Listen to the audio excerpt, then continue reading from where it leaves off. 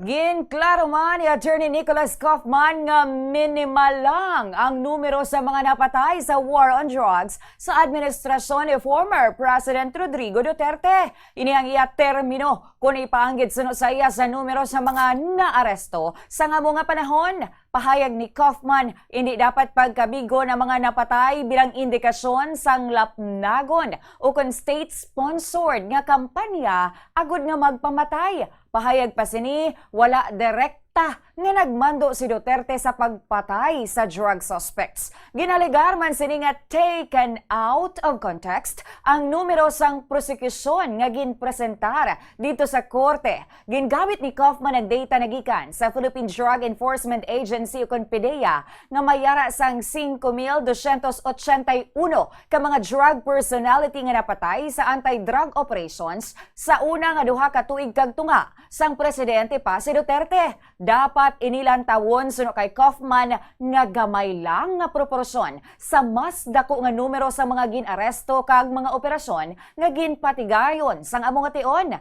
Ini nga sabat ni Kaufman ang kaangot naman sa presentasyon anay sang trial lawyer nga si Robin Croft halin sa prosekusyon sang Martes nga nagsiling nga ang numero sa napatay nagapakita sang sistematiko kag lapnagon nga kampanya batok sa ginaalegar drug users kag dealers kag mayara sang common plan agud pang patsyon ang ginaalegar nga mga kriminal.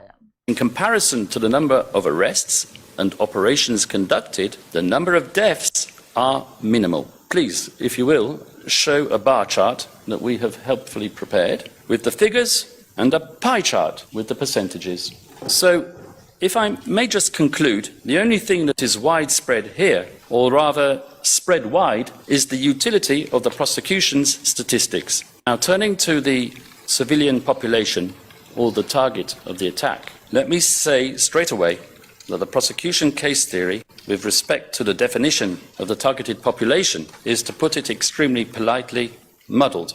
In layman's terms, the prosecution has hedged its bets by presenting two alternative propositions, hoping that this pre-trial chamber will settle for one of them.